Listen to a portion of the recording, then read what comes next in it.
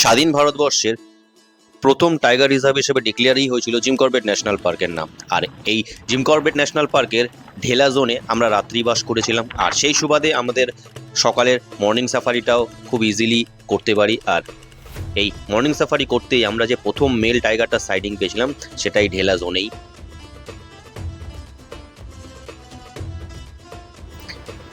Good morning Corbett. আমরা বাঙালি, দেশে থাকি আর বিদেশে, আমাদের জীবনে বেঁচে থাকার জন্য রসদ হোক বা ওষুধ, দুটোরই আসল উপায় হচ্ছে বা সলিউশন হচ্ছে ভ্রমণ। আর বাঙালির ভ্রমণ ছাড়া আর কিছু নেই। আর সে ভ্রমণ যদি ভারতের প্রথম জাতীয় উদ্যান বা ন্যাশনাল পার্ক এবং ভারতের প্রথম টাইগার রিজার্ভ হয়, তাহলে তো ব্যাপারটাই অন্যরকম। তাই আজকে আমরা শুরু করলাম জিম করবেট ন্যাশনাল পার্কের ঢেলা জোনের রাত্রিবাস করে ঢেলা জোনের সকালের মর্নিং সাফারি। আর এই মর্নিং সাফারি আমাদের হয়েছিল খুবই আনন্দদায়ক।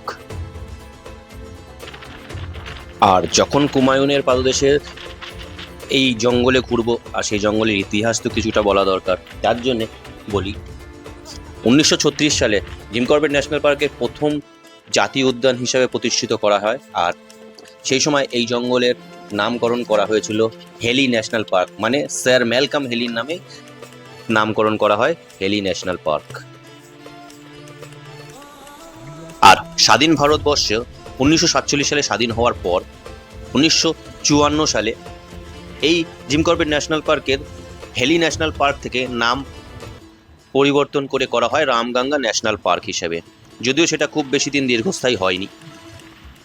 স্যার জিম করবেটের কনজারভেশন এবং এই কনজারভেশনের কন্ট্রিবিউশনের কথা মাথায় রেখে সেই সময় 1956 সালে এই পার্কের নাম আবার নতুন করে চেঞ্জ করে স্যার জিম করবেটের নামে জিম করবেট ন্যাশনাল পার্ক রাখা হয়, যা এখনও বর্তমানেও আমরা এই 2026 সালেও জিম করবেট ন্যাশনাল পার্ক হিসেবেই চিনি এবং সারা বিশ্বে এই জিম করবেট ন্যাশনাল পার্ক হিসেবেই বিখ্যাত।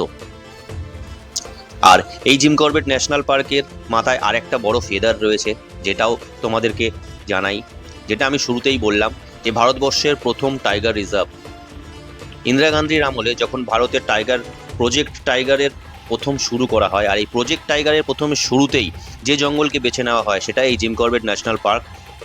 1973 সালে জিম করবেট ন্যাশনাল পার্ককেই ভারতের প্রথম টাইগার রিজার্ভ হিসেবে ডিক্লেয়ার করা হয়। আর সেই টাইগার রিজার্ভেরই মনোরম দৃশ্য তোমাদের জন্য রাখলাম। আর এই জিম করবেট ন্যাশনাল পার্ক আমি যেরকম বললাম 1973 সালে প্রথম টাইগার রিজার্ভ হিসেবে ডিক্লেয়ার করা হয়, আর সেটা ছিল 1973 সালের 1 এপ্রিল।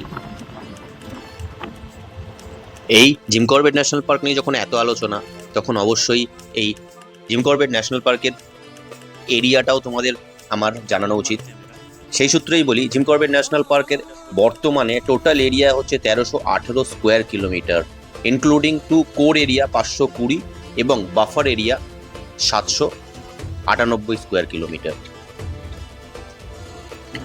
এবং এই পার্কের 2022 সালে লাস্ট টাইগার সেন্সার বা বাঘ্রশুমারিতে বাঘের সংখ্যা ছিল 260টি। আর এই বাঘের কথা বলতে বলতেই আমরা হরিণের কল পাই, আর সেই হরিণের কল ট্র্যাক করতে করতে আমরা বাঘ মামার খুব ক্লোজে চলে আসি। তার ভিডিও তোমাদের জন্য কিছুক্ষণ পরেই থাকবে। আর আমার এই চ্যানেলে বেশিরভাগ ভিডিওই জঙ্গলের এবং ট্রেন ট্রাভেলের। তো এই জঙ্গলের, যেহেতু জিম করবেট ন্যাশনাল পার্ক নিয়ে বলছি, তাই জঙ্গলের জোন বলবো না সেটা তো হতে পারে না। তাই তোমাদের যে এই জিম করবেট ন্যাশনাল পার্কে বিখ্যাত কিছু জোন আছে সেগুলোর নাম বলে রাখি। এই পার্কে সবচেয়ে বিখ্যাত জোনই হচ্ছে ধিকালা, তারপরে বিজরানি, যেখান থেকে বিজরানি এবং মালানি যাওয়া যায়, তারপরে ঢেলা এবং ঝিন্না। আর এই ঢেলাতেই আমাদের প্রথম টাইগার সাইডিং হয়েছিল, আর সেই টাইগার ছিল সেখানকার বড় মেল। ভাগ্যবশত মেলটা আমরা সেই বছরই এবছরই লাস্ট পাই, তারপরে ও এই জোন চেঞ্জ করে আবার অন্য জোনে চলে যায়। তাই তার কিছু ভিডিও ক্লিপিং তোমাদের জন্য রাখলাম।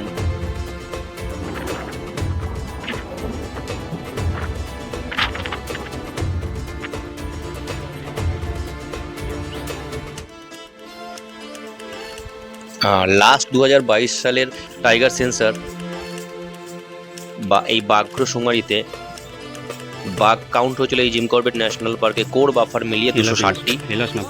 যেহেতু বর্তমানে টাইগার সেন্সারের আর কোনো কাউন্ট আসেনি, তাই আমাদের এই 2022 সালের বাঘের সংখ্যা 260টি ধরেই চলতে হবে, আর এই বাঘটি তার মধ্যে একটি।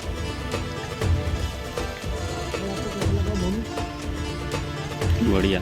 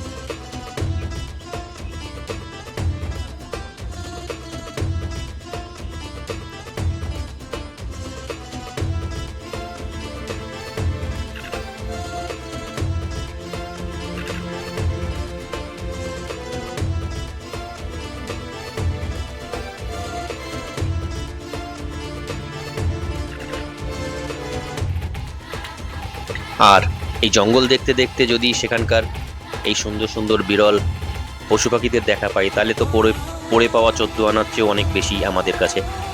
সবচেয়ে সারপ্রাইজিং ছিল যে বাঘটা হাঁটতে হাঁটতে আমাদের জিভের পাশ থেকেই একেবারে যায়, যেটা আমাদের খুব সারপ্রাইজ করেছিল।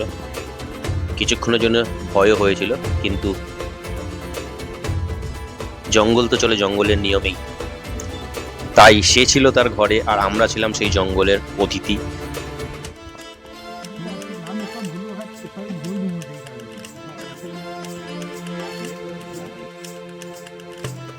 আর এই সাইডিং শেষ হতে হতে আমাদের ঘড়ির কাঁটা জানান দেয় যে আমাদের সাফারির সময়ও শেষ।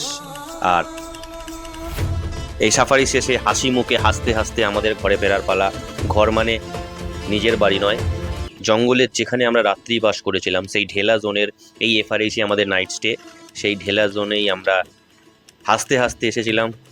অত ভালো একটা সাইডিং হওয়ার পর তারই কিছু দৃশ্য তোমাদের জন্য রইল। আশা করি এই ভিডিওটা তোমরা উপভোগ করবে আর পাশে থাকবে।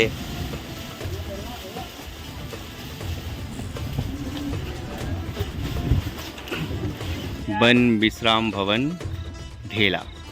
আমরা আজকে ঢেলায় ফার্স্ট সাফারি, প্রথম নাইটের শুরুতেই বাঘের সাইডিং।